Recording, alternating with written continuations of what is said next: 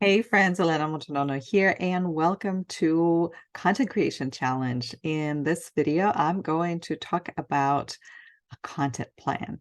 If you have been listening around on social media or attended some webinars, people talk a lot about content plans, and sometimes those ideas just feel so stifling and so difficult. And I wanted to give you an alternative for you to create a feel-good content plan, not the one that you have to follow blindly, but the one that you know why you want to follow. And actually, not the one that you feel like you should follow, but rather the one that you want to follow because you know why you're following it.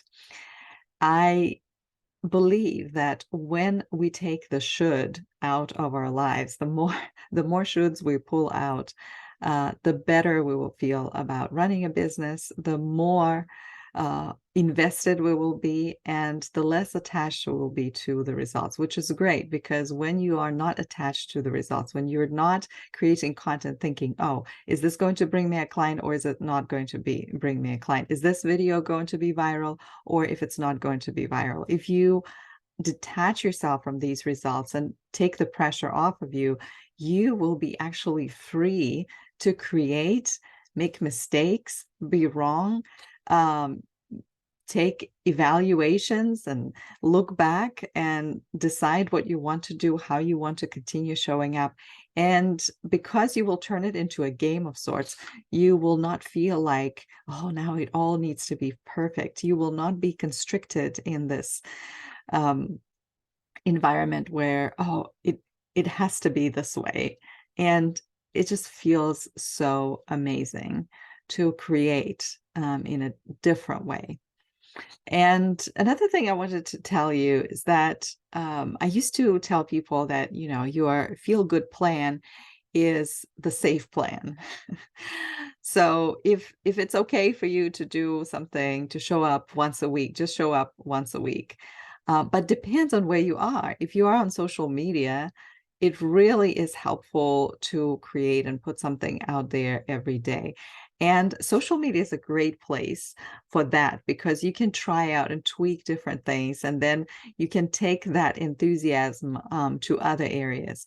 But you don't have to have social media still. If you choose to use a different media, whether it's a podcast or email, try to think about ways that you can bring more value, even if you show up once a week. Make it meaningful, make it something that people will look forward to.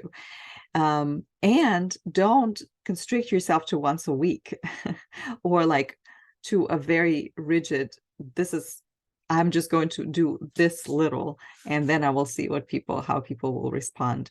Because if you lead with generosity, even if you're sending one newsletter a week, try to break that pattern. Try to do, a weekend course where you send an email every day, and you can pre-schedule those and make them more meaningful and powerful, and people will remember you.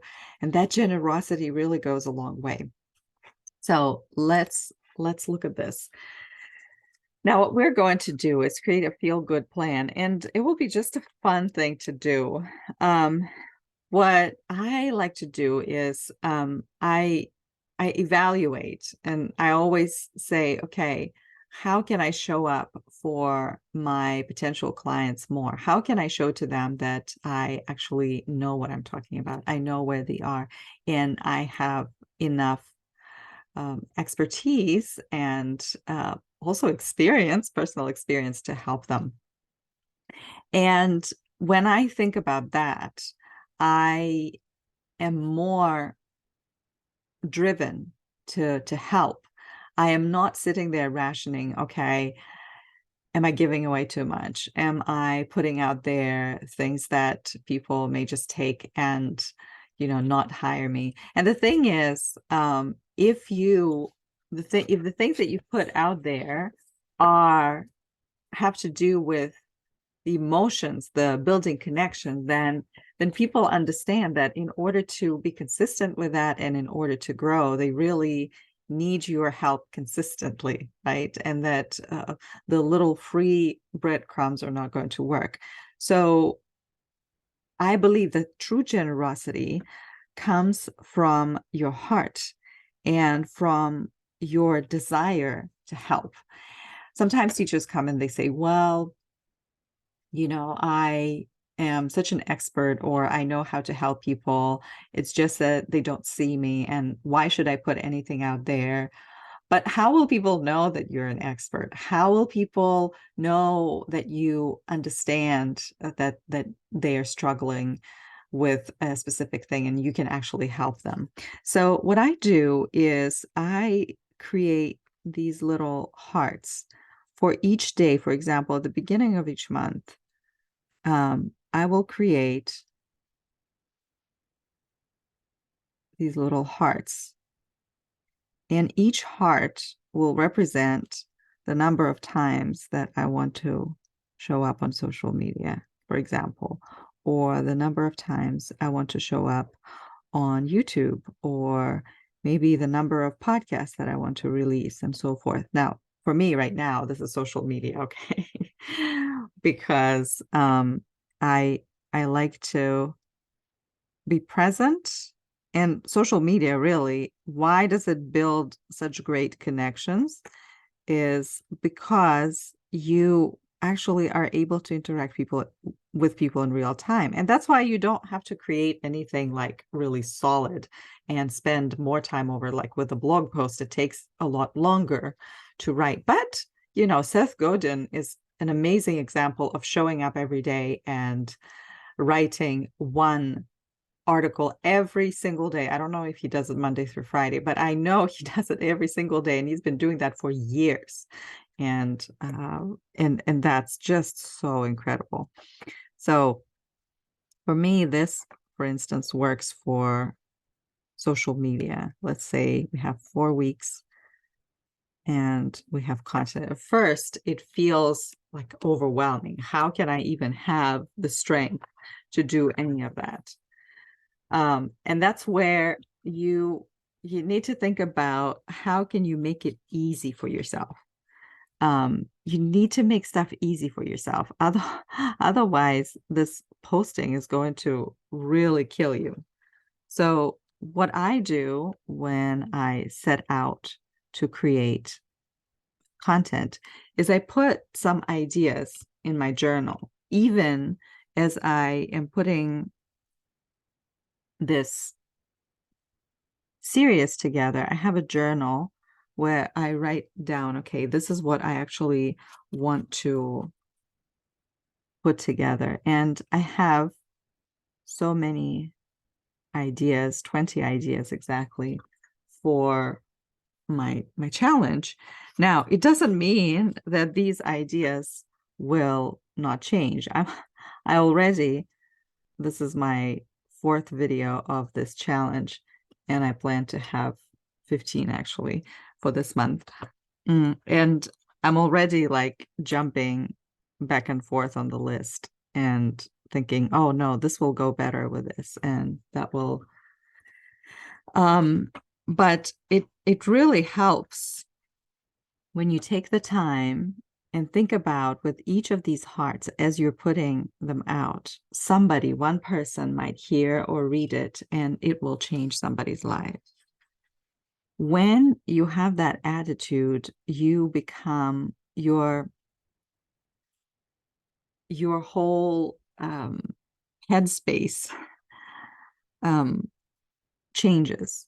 You are no longer rationing and counting. Am I giving away too much, or is it too much work for me? Am I going to burn out? A lot of times people, and I used to feel exactly the same way. I used to feel, well, if only I keep showing up, and if I just keep showing up every day, I will for sure like be so tired and exhausted that I don't think I will be able to do it.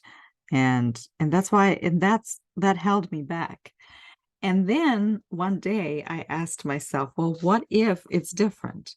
What if showing up and doing something every day will energize me? I mean, I can read books every day, and I don't think I will burn out of that.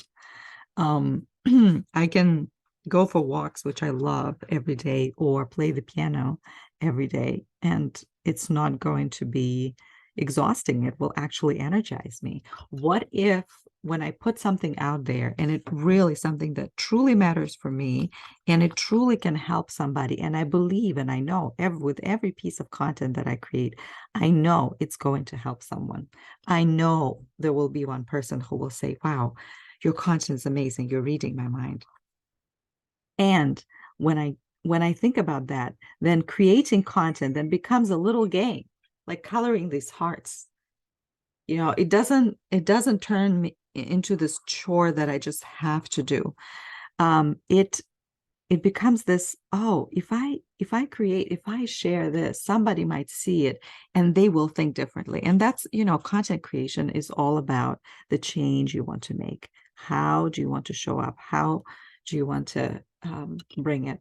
But as I create these little hearts, it's very important when you decide to show up on social media or create content for your blog, is to think about each piece of content as something, not some perfection, but something that just needs to get out there, and that people's lives will be changed and transformed. And as I put it together, I get so excited. And with that excitement, I'm able to bring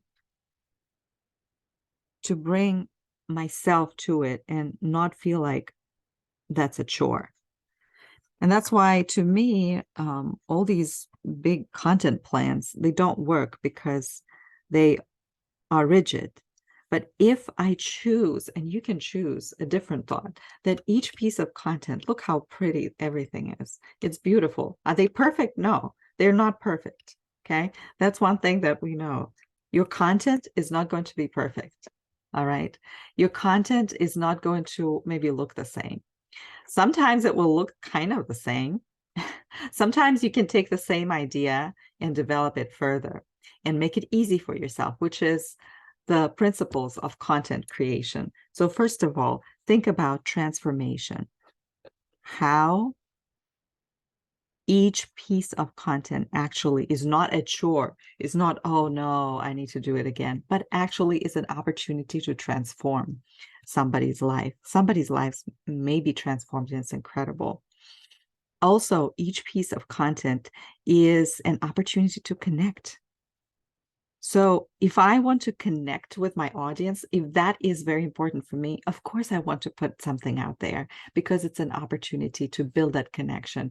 And a few weeks down the road, this person will ask me another question, and I will have a either ready-made post, or I will have a beautiful idea that I can develop into a post.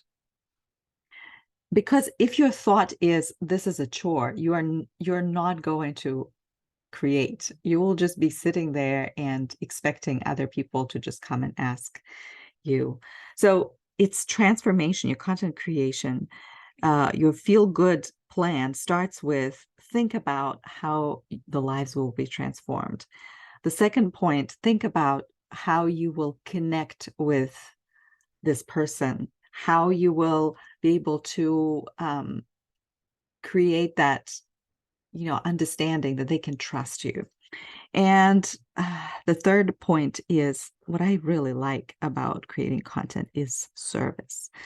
When I think about my content is something that will serve someone, that it's my opportunity to serve someone, I can make it very easy for myself, right? I can decide that it doesn't have to be perfect, but it's an opportunity to serve. And if I choose to show up and serve someone, even though it's not perfect, if my friend is sick and I decide to make something for her and it didn't turn out as this perfect cake that I wanted, but it turned out as something else, I'm still going to show up, and it will be more important for her that I showed up, more important than the fact that I held back because something that I was bringing is not perfect. So all these three components And this reflection, I hope, gives you a different feeling or thought first, which generates a different feeling that then drives action. And if today you feel like every piece of content is such a chore, or you feel like creating something is going to make you exhausted, go back to the thought that you have. Are you thinking about your content as an opportunity to serve, connect, and transform somebody's life? Or are you thinking about it as, oh, I'm putting something out there so that people can pay me money? Because if your approach is transactional, you will burn out.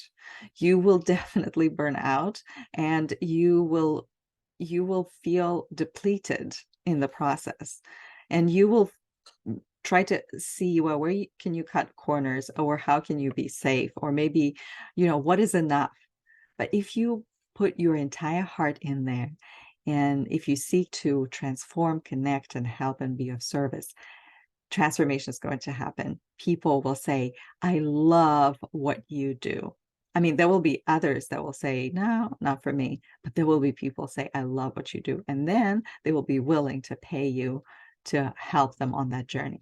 Thank you so much for uh, finding the time to watch this video. Maybe you are thinking of one teacher that will need it. Please share this video with them.